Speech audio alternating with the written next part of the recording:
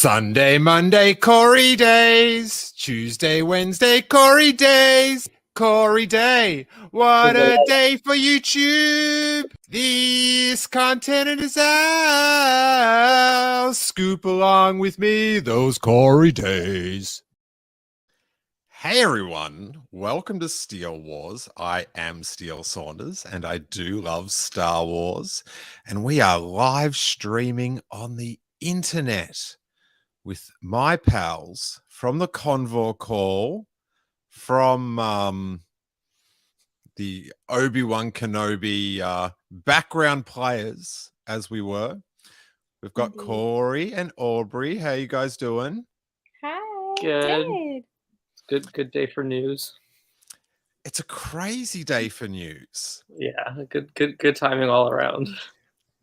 So it came out today that Disney I don't know where they keep this slate, but they've got this slate somewhere and they've updated it. And Variety was the one I saw that reported on this slate change, which results in, like, in 20 months, 3 Star Wars films.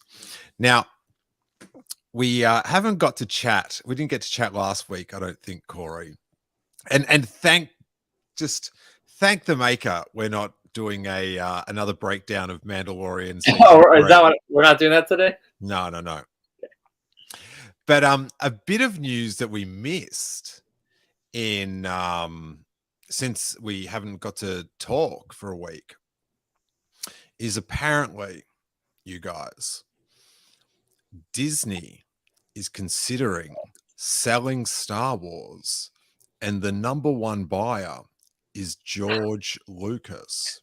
Now, to ramp that up, Disney have announced 3 movies in 20 months because George wants it loaded. He's got just years of movie ideas ready to go. So to build up to the transition, they've already put them in motion. So it's just hilarious that you can make up a story that is so contradicts what's actually happening. If you're about to sell this, you would not be doing 3 movies in like 20 months. You'd be...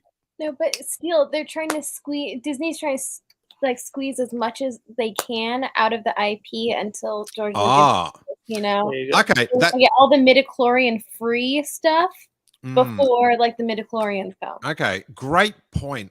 That's a great point. But if it's possible to squeeze Star Wars for all this money and it's so profitable before you sell it, why would you sell it? Well, my other question too regarding the story, which is very funny, is I love George Lucas. He would not be able to afford Star Wars right now. Like, there's no way. Like, I mean, it wouldn't happen. So there's that. Yeah. Because this is going to be like, oh yeah, $50 billion. Maybe they didn't sell the museum if you acquire Lucasfilm. Instead, it's been like a license this whole time. Right. But because Disney, they're like the big bads, and they're like wahaha, and they're like maniacal chairs. They've branded it as an acquisition, even though it's really a license. All right. Aubrey, you have to get out of this character. The crazy YouTube. Just go. Like, you have to snap out of it. Get some cold water on her, Corey, because you can't do this character all episode where you're just like, I'm going to make up, maybe they're just licensing. No, they're not just like that. Apparently you can get a lot of views and money from it though, Steele. Think about it. We should just change our like marketing tactics and make sense. At this point, it might as well. Yeah, I think when people were tarred and feathered in the town square, they got a lot of views as well. But it doesn't mean I want to participate, Yeah, absolutely. Wow. But it's awesome. It's awesome. I put up a poll. All right, let's get I'll get the little poll up. Because actually, no, first of all, I have to do, like, this is what this is the first things first. We have got a poll on Twitter. It's a great poll. It's going well. Check it out. But Peter Soretta, formerly of Slash Film, now he just goes to theme parks 24/7. What a life. Ooh, jealous. So he brings up an interview, I believe it was him, or he at least reported on it, with Kathleen Kennedy. This is like, when was this? This was so recently, this quote. But she says, I've often brought up Bond, Kennedy noted in a conversation about when to best release new Star Wars movies. That's every 3 or 4 years. And there wasn't this pressure to feel like you have to have a movie every year. I feel like that is very important to Star Wars, and we have to eventize this. It is much better to tell the truth that we are going to make these movies when they're ready to be made and release them when they're ready to be released. Now, like, maybe there are 3 movies ready to be released, but we're also in the middle of a writer's strike. So I'm very dubious about this. But it's, unless they've already been somewhat written. I don't think so. Nah. You don't think any of them? I think no. I think the new Jedi Order has been written, but it's still going through revisions. Yeah. I don't think Filoni's movie is written, and I don't think James Mangold's movie is written. I don't think so. So, man, tough day at the office when Corey's making more sense than Aubrey. Yeah. I mean, yeah, they need to get on that writer's strike. Well, what's interesting about this is usually when there's 2 films in 1 year, I don't think we've ever seen that scheduled for Star Wars. I can't imagine it's going to stick. If it does stick, the only thing I can think of is there's some connectivity between that film and the Dave Filoni film and whatever TV is weaved in between. It's like a secret trilogy. No, but I think Stop. No. All right. That no more just saying dumb things because they pop into your head. You know there's not a secret trilogy. No, you know. If this is like, listen, it's time for you to face. There's no secret. Say it after me, Aubrey. There's no secret trilogy. There's no secret trilogy. Exactly. Watch everyone though. I don't watch it. All right. Devesh says the race script was at least partially written, but it had to. It needed a complete rewrite. Right? Like they got in. It's not just like the same people touching up on their work. It's like it's a complete go over. And oh man, like I don't think even we got to talk about what came out about like Damon Lindelof, but man, what a letdown. It's awful. Yeah, I always think like with people that's how they behave, it's probably not best they write or have anything to like. It's like it sort of buries into their Star Wars viewpoint a little bit, even though they may not be aware of it. But anyway, Cutting Room 4 says, I would take these release dates with a grain of salt. Oh, yes. Massive one. It's like a whole salt rock. Well, at this point, I think Marvel's a great example of this, and Avatar. Those films change dates, I think, on a weekly basis. So, like, this is... And if the Disney Plus shows or anything to go on, too, you know... Ahsoka supposedly August 23rd. Who knows if that'll change in 3 weeks from now or it's not changing, you doomsday sayer. God. I don't know, man. Andor changed 3 weeks before. You're the classic make it about you. It's just like, there's this other stuff. But what if something happened to something I cared about?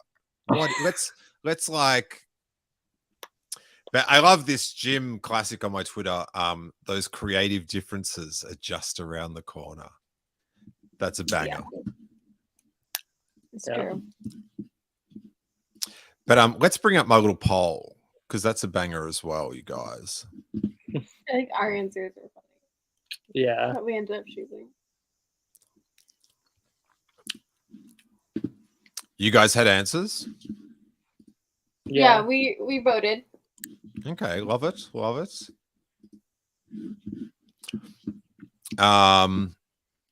So how do I make this a little bit bigger for you guys? Not like that. So Disney's announcement of 3 Star Wars films in under 2 years. Oh, we should point out. So for those that are just like listening or watching this for the information, the movie that was going to be in 2025 got pushed forward to May of 2026. And then they put in another film for Christmas 2026. And then they've got the film for Christmas 2027. Right. Man, imagine Christmas 2027. We'll all be getting like spacesuits from Santa or something. Like, you know what's even crazier than that is the fact that, so obviously Aubrey and I are big fans of the Avatar movies, and they delayed the last film to December 2031. So it's just, I don't even, I can't. We said we're going to be 33, right? Mm-hmm. Yeah. Well, you will be, Aubrey. I'm not sure about who knows what Corey will be.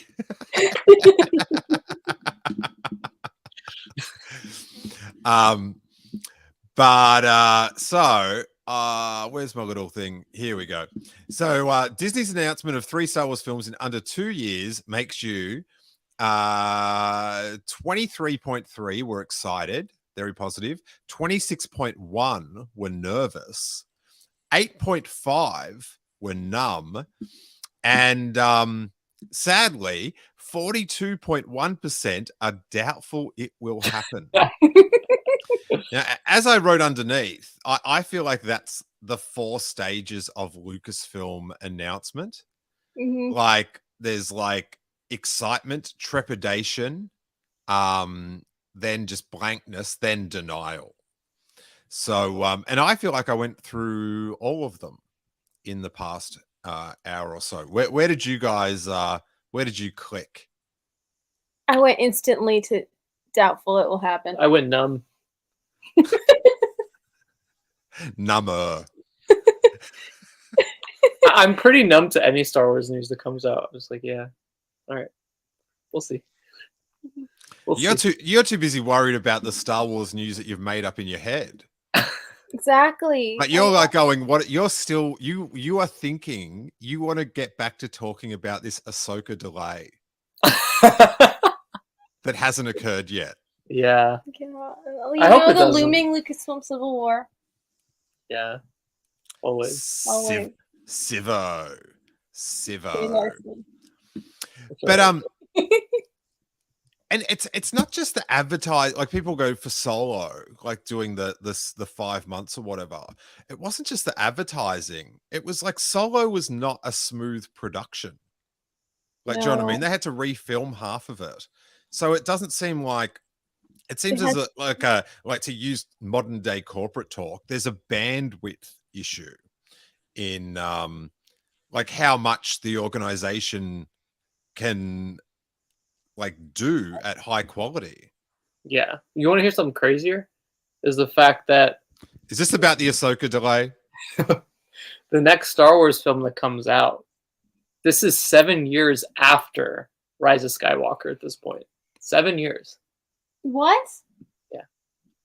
7 years. Wow. That's actually the same amount of time when the Clone Wars movie came out and when like Force Awakens came out. No. Yeah. So that's kind of where we're at. I hate that. Yeah. Yikes. I love that. I hate that.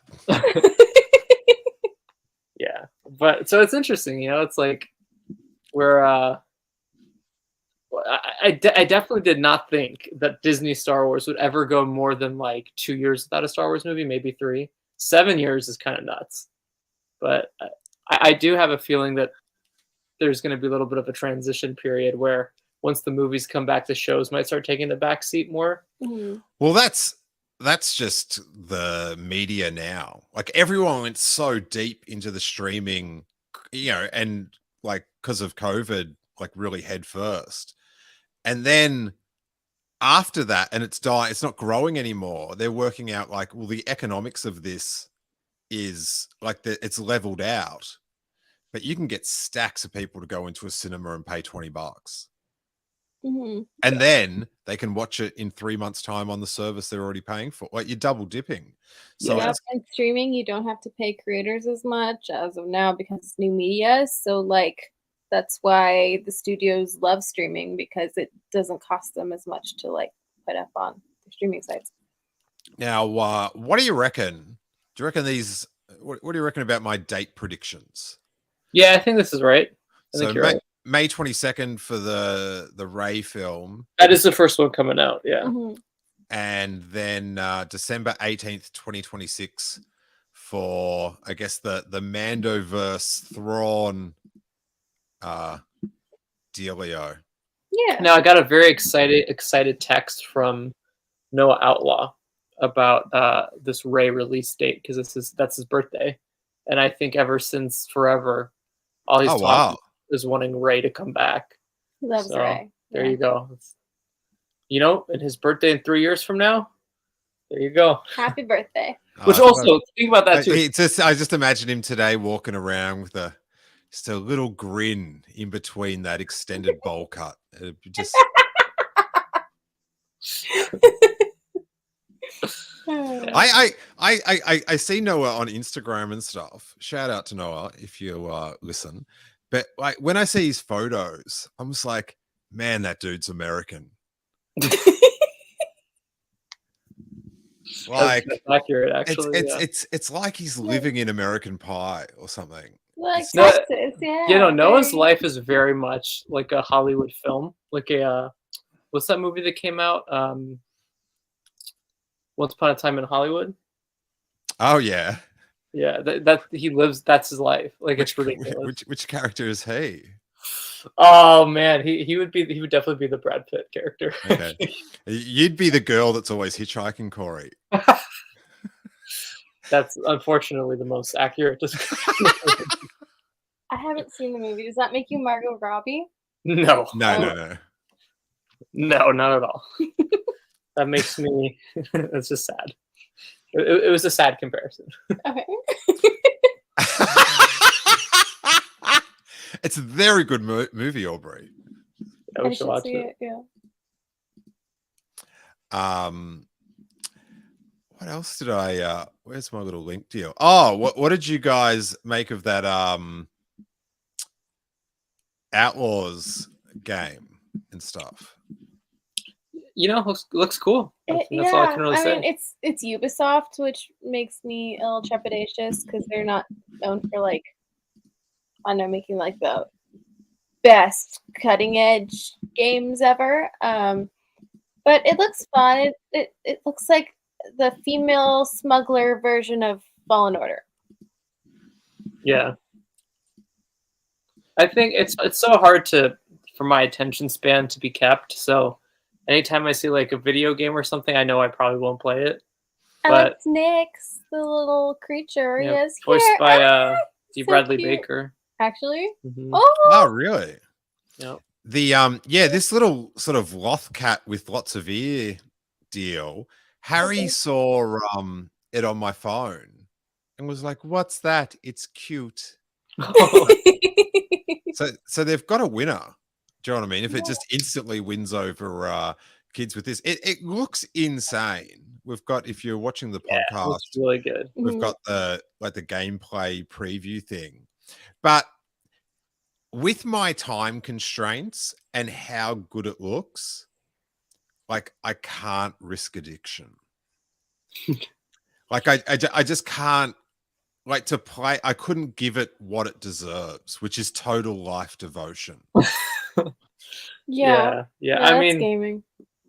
That's the thing. I haven't played a game in years for that reason. So I used to game a ton in high school, and in college happened, and I didn't have time. And now I've been able to have time. But yeah, I mean, this comes out next year though, so it's pretty soon. Yeah, it looks cool. Yeah. All those TIE fighter parts and stuff. Yeah. That is. They definitely have to remind us that this is an original trilogy. I know. We need like a prequel trilogy game. Yeah. That would be so cool. Even if you're just doing something totally unrelated to like even the Clone Wars, what's happening during the Clone Wars. Is that a yellow TIE fighter? Yes. Battlefield. I absolutely love it's a crossover between Star Wars and Transformers. That's Bumblebee. I do love the droid in this. It's a commando droid from the Clone Wars in a trench coat. I know. Did you see everyone's like crushing on the commando droid on Twitter? Yep. I've seen Funny. I've definitely seen it. Trench coat is cool. If you put a trench coat on anyone, it'll automatically. Yeah. Really? I was taught as a young boy to avoid those walking around in trench coats.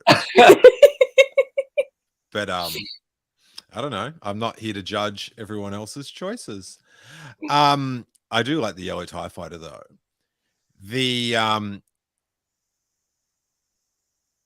It just looks so you can just run around. So and then other people you can fight with and hang out with. Can you form teams and all that sort of stuff? I think your companions are like Nyx, the creature, and then the commando droid. And then you just... so you can't shoot at other people. No, they're just NPCs. Like you just interact with them for quests.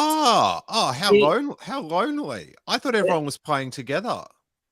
I think like a video game with Cad Bane as the lead would be really cool. That could be cool. What do I know? I was under the impression it was going to be everyone together, like like World of Warcraft or something, like an MMO. I had no idea, but like in the other games where everyone's like, "Hey, come, let's play tonight at this time." Yeah, the co-op. Yeah. Now I think everyone's going to be like really lonely. I thought I was missing out on all the fun, but I can be lonely without a video game. Like I think really the only multiplayer Star Wars games have been like the Battlefront games and Star Wars Old Republic, right? Yeah. And then Galaxies. Yeah. Lego. Oh, hey, I should have put this up when we were talking about the movie thing. This is the slate that someone's deslated on Twitter. But so terrible. 2025 films, there's a lot of them. There's Blade, Untitled Disney, Untitled Disney, Fantastic Four, Untitled Disney, Untitled Pixar, Mona. King Dynasty is still on there. Untitled Disney, Untitled Disney, Untitled Disney, Untitled Disney Animation, Avatar 3. Woo! Then 2026, Untitled Disney, Untitled Marvel. So there's no... Fantastic Four and Blade are Marvel. They just got names already. Good for them. Untitled Pixar, Untitled Disney, Untitled Disney. Then on the 5th... on the 1st of May... Avengers: The Kang Dynasty. Oh, they're releasing a Star Wars movie again 3 weeks after. That's yes, and that one might not do well with the Jonathan Majors. This one is a better scenario for Star Wars. So on the 22nd of May, then you've got like 3 weeks later, you've got Untitled Star Wars. It's different this time because the Star Wars, there's been it hasn't been a saturated market for Star Wars. Yeah. And I think it's better to come after it. And then it's not going to be, it's hard to imagine with all the issues that it's going to be like an Infinity War level Marvel film. Yeah. I feel like all that, like that momentum, like they popped that bubble and they haven't been able to like really reproduce it in that Marvel universe, but then you've got the animated one going nuts. Then you've got a lot of Untitles. Then the end of that year, after May, 7 months later or so, you've got Untitled Star Wars in the sweet spot of the 18th of December. And then a year later, on the 17th of December, you've got Untitled Star Wars. And in the middle of that year, you've got Avengers Secret Wars, which sounds good. I'm not really sure what the Secret Wars are because they are secret, and I don't know much about comic books, but it sounds intriguing. That's so funny at the bottom. Just Avatar 4, but they had to put 2000. Let's see, 28, 29, 30, 31, just to put those two in. Those films are going to be so big they haven't scheduled any other films those years. How many of those titles do you think is the live action remakes? Oh, all of them? What did you just say then? You skizzed out at my end. How many of those untitled Disney films do you think are actually just the live action remakes? Oh. More than half. There's a lot of D23s in there and a lot of celebrations, I think, in between. Hey, I got sucked into this thing before we started. I was checking like Star Wars news on Google. I like seeing what comes up. And I got screen ranted. Ooh. Like, when they have got this, like, the question they ask in the headline, it's like, I have to see what their answer is. Right? So, yeah. So this one is Star Wars hints an original trilogy villain could beat Palpatine. Ooh. Now, I'm not going to tell... I haven't read how they worked this out, but it's obviously in a comic, I believe. Yeah, it's definitely in a comic. And I don't know how, right? But I just want you... So original trilogy villain, I want you to think of an original trilogy villain, the one that you think could most likely beat Palpatine. Tarkin? Vader. Well, Aubrey, that's wrong already. Like we saw it in the movie. What is with you? Jabba the Hutt. Thank you. Just like, thank you. It's far better than what Screen Rant says. But their answer, are you ready? Bosk. Huh?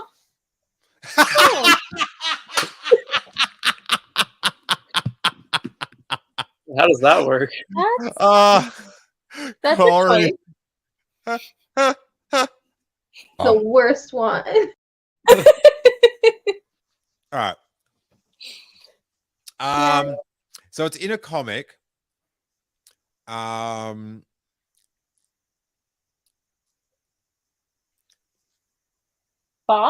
Okay, in Star Wars Bounty Hunters 34, Bosk and his crew of bounty hunters are attacked by a gang of Imperial-backed mercenaries who are there to wipe the memory of Bosk's cyborg ally, Valance. Who? Wait. Oh, okay. Oh my God. Oh God. This is like armory generation, that's it, or something like that. All right. During the attack, Bosk was shocked with a level of voltage that, in inverted commas, obviously from the comic, that could knock out a Brezek. A Brezek is a giant lizard roughly 10 meters long and 9 meters tall. So the fact that Bosk can take that level of voltage without even feeling it means he can withstand an absolutely incredible amount of electricity, making him all but immune to Palpatine's Force Lightning attack. Bro, have you heard of lightsabers? Or like force choking? Throw them out the windows. Done. How about Dirge? All right, so name and shame. Spencer Connolly. You get the Aubrey Award for the day. Take it away. It's honestly like your worst take. You have some pretty bad takes. I love you, but you have some pretty bad takes. She probably doesn't love Spencer either, but yeah, just don't. Yeah. That is a gem. Wow. Yeah, that's worse than my conspiracy theories earlier this stream. Yeah, but I expect more out of you, Aubrey. So that's why it's more just like a Screen Rant. What else are they going to give me? You know, this sort of vibe. Maybe I should go right for Screen Rant. There you go. Just my wild theories, like my wild meme theories. What else? Everyone's it was revealed that Andor had a $250 million budget. And I say money well spent. How about making some of that money back with a Blu-ray release with commentaries? I'm kind of baffled over the fact that there's been no Blu-ray release for anything. It's upsetting, but it's all maybe Ahsoka will have one. It's so odd because it's like they so want money. Mm-hmm. Like, do you know what I mean? Like they love making money. They'll fire 5,000 people to get more money, but it's like sell 5,000 Blu-rays and then they can all work for another week. I think Disney should. This is a serious proposal.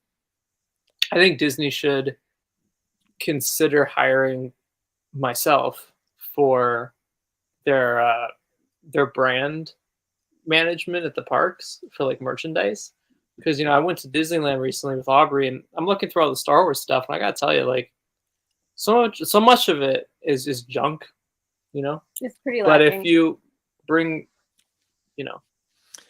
hey Corey, yeah, I don't want to steal your job, but can you imagine what goes through my brain when I go through that sort of shop? I think if you and I sat down and proposed such an idea, there would be potential there. So how's this, right? Greg and Tom. I didn't get to talk to you about it, but I went to the Carrie Fisher star reveal on May the 4th. And as I was walking back to my car, Kathleen Kennedy's car got stopped in traffic down this lane I was walking past. And I was like walking past her. And I'm like, if I could have just like really concisely ran up to a window, got it to wind down and say, listen, your company's hemorrhaging tens of millions of dollars through poor licensing. I can help. Can I get in? Can I get in? Let us in. But I just didn't pull the trigger. We would have had to pick you up at the LA County Jail. But I was saying to Hawes, like she was driving down this little lane behind where the Kimmel Show films, and this truck pulled out in front of her like a heist. Oh, it was not. I was watching it, it's like going, whoa, like, and then like I was waiting for like YouTubers to like get out of the truck and like hold her hostage or something. Give her a petition. Bring back Legends. But so yeah, I think we could do wonders for the company. We'll definitely be able to pay for our own salaries, I feel like, with our increase. Like, even if we won't pay you unless we see results, I'll go, okay, I'll take that risk. You'll see results. Don't worry, Bob.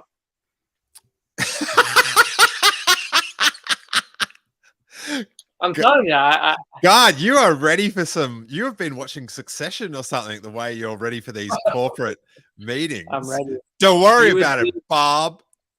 I'd be the Greg to your Tom. That'd be awesome. I want the. I'll be Greg to your Tom. That is like horrible. I think it's like semi-accurate in like a less toxic way. Yeah. I'm not Tom. I said a less toxic way. Like a non-toxic way. You're the good version of Tom. Yeah. I'm the good version of Tom. All right. Pause. Hi, guys. That was Tom's here too. Devesh says $250 million paid off for Andor. That's so wild to learn. Cassian Andor show had more funding than the Obi-Wan show. Strange.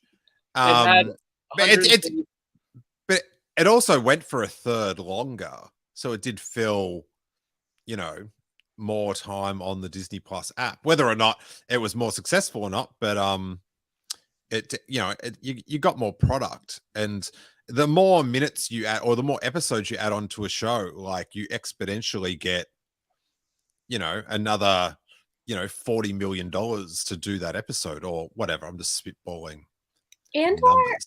puzzles me. Like they had that much money, and then there are a ton of allegations of like things going wrong on set. And then Tony Gilroy somewhat recently said he never was actually on set for Ferrix ever. Like it just seems like when you start looking into it, it seems like kind of a messy production. But they were able to like cobble it together, and it like the end result did not seem messy at all. Yeah, but he wasn't there because of COVID. Right. Yeah, that was why. No, that's why, because he was going to be there, and then they announced that he was going to be just executive producing it via Skype, because he said he didn't want to leave like America because it was still pretty COVID-y, super COVID-y. So it was like announced he wasn't going to, like it was like a COVID decision that he wasn't going to be there. Because I think he was going to direct the first ones, and then he didn't, and he said he was so glad he didn't because like it was just way too much to take on. Like when he was in the, you go, oh, if I was doing that as well.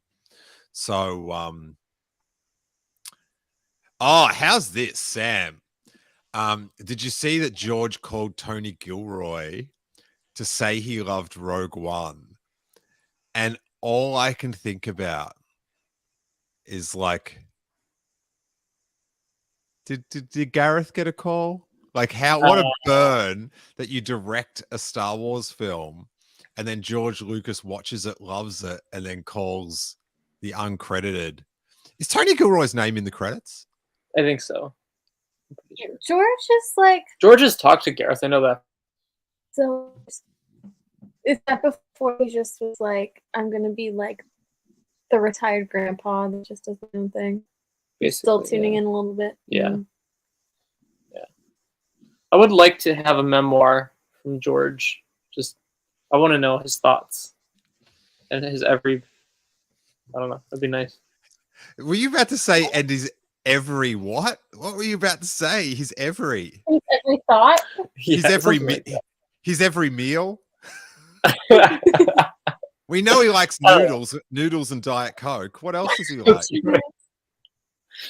I feel like George could be a fine Italian restaurant guy. Like he goes there for lunch, maybe some Chinese at the mall for dinner. Yeah, I think he's buddies with Francis Coppola, so I'm sure he's had many a fine Italian meal, especially in LA. Oh my God, the Italian restaurants! Those classic ones. Oh, I remember during when we were shooting Obi-Wan, Aubrey and I would go to an Italian restaurant across the street from yeah, Espargo. No, I didn't go there. Is it good? No, it's not good. It's okay if you're desperate. Is it El Fornaio? Yeah, El Fornaio.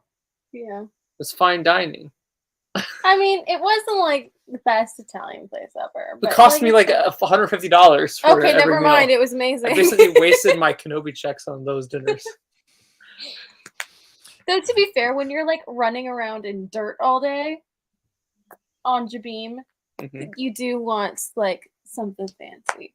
It was funny when we would walk into restaurants after shooting on Obi-Wan because like we were all hungry, so we didn't have time. And they like messed up our hair. Yeah, like we looked like homeless. We looked like we were homeless, and we'd walk in and like sit down at restaurants, and people would be like, we walked into Islands. It was like us and Michael, and our hands were covered in dirt, and our faces were, and like my hair, like they purposely like made it really ratty.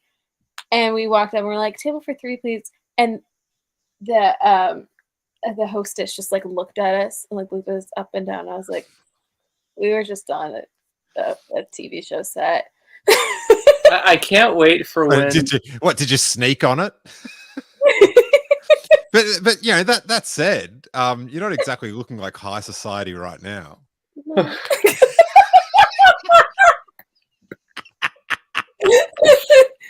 I mean, yeah, but imagine that with dirt. It was a lot of dirt. It was like, I think on screen you don't see it as much. Space dirt, though. It's the best dirt. Well, no, I would like them to plaster that on me every day. But it was like straight, like my hands were just like brown, like it looked like I rolled in mud. Yeah, it was bad.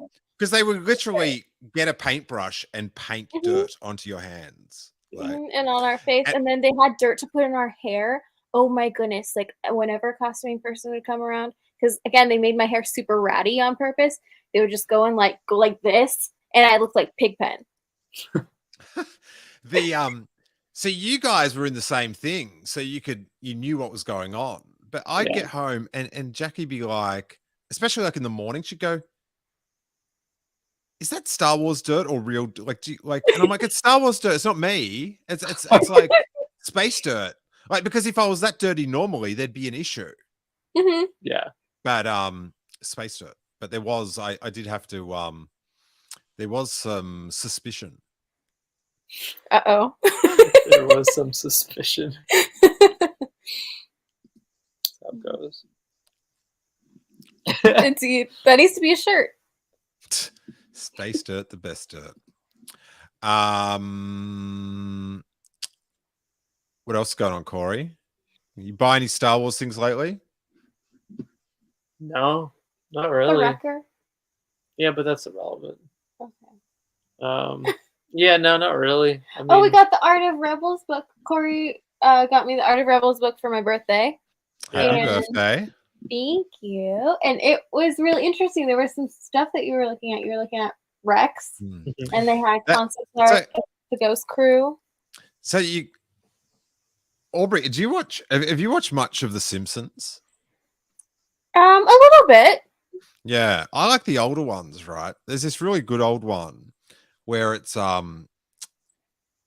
Marge's birthday and Homer gets her a bowling ball with his name engraved on it.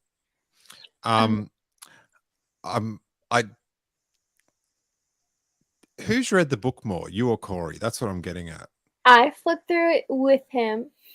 And then Corey's like, I'm so busted. I put it down and I just see him pick it up, flip to the Captain Rex page, and I kid you not, the book was like in his face like this. And because we were talking about like before how there's like this deluxe edition that comes with like extra stuff, and he had looked up what was in it, and he was like, yeah, we might need to get the deluxe edition too. And I was like, are you trying to say this is yours now? And then like, no, you're getting the deluxe edition for me? He was like, I think we need both. And then a little bit later, because we were at my place, we're coming here to Corey's, and oh yeah, I'm bringing these things to your place. He was like, okay, make sure to bring the Rebels book. So I think it's his now. Corey. I don't know about that one. Do you think you've got problems? Take a look. Yeah. Yep. Yeah. Corey. Oh, that's my favorite clip. Sorry? Yeah. That's my favorite clip.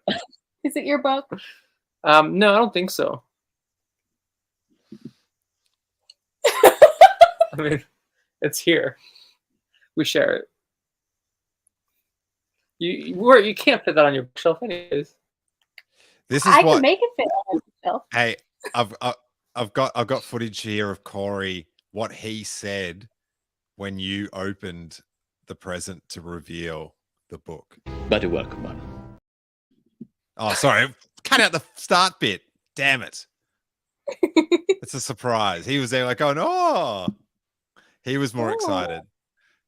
Just what you've always wanted. Yes, basically. Yeah. I have been wanting it though. Yeah. It's a good book. It's good. I've read it. I know. I've read it. I know that classic Star Wars reference. That's right. Yeah. All right. I reckon we've run the gamut. Yeah. I think so. I think we'll have, we're almost close to August now when Ahsoka comes out, so we'll be able to talk about more stuff, I think. Yeah, that's soon. Comic-Con's next month. Pictures are coming out. Oh, yeah, I've got to organize Comic-Con. Yeah, Comic-Con. Woo! That'll be fun. Ooh. Marvel's supposed to be there. We'll see. Yeah, I won't be there, though. Like, I'm not, I can't. No, I'm going to go to Comic-Con. To the Marvel, But yeah, I'm not, I don't have access or the desire to wait in some extended line situation. Dom is always able to finagle it. Yeah, he did get Marvel last year and didn't go, and I judge him for that. Yeah, last year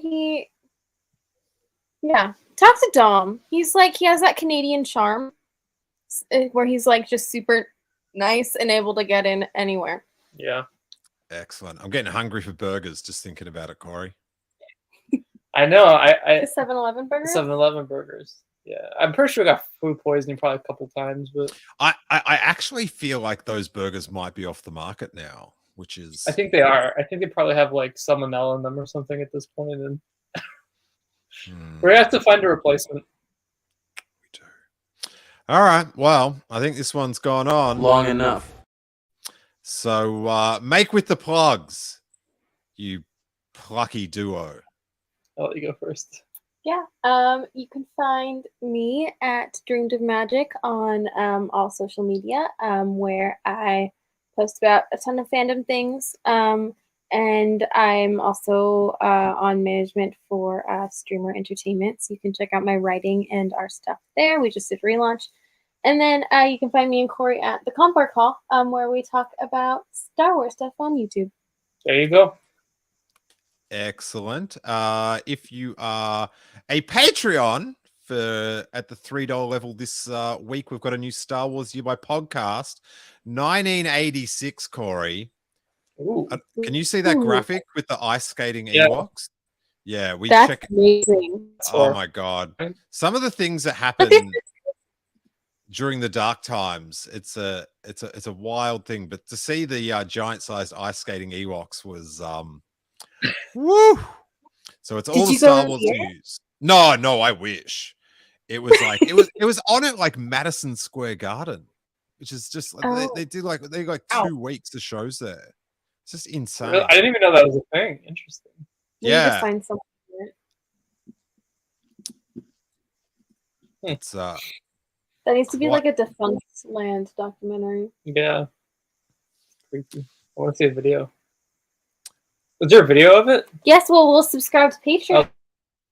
Yeah, no, if you type in on YouTube Ewok Ice Capades, it'll bring up like adverts for it, like off the TV. Okay. That's amazing. It's good times. All right. Thanks so much, you guys. It was so fun talking to you. Super fun. Yeah. And may that force be with you. Sunday, Monday, Corey days. Tuesday, Wednesday, Corey days. Corey Day. What a day for YouTube. This content is ours. Scoop along with me those Corey days. Thanks, Corey. Thanks, Yoko. You're welcome.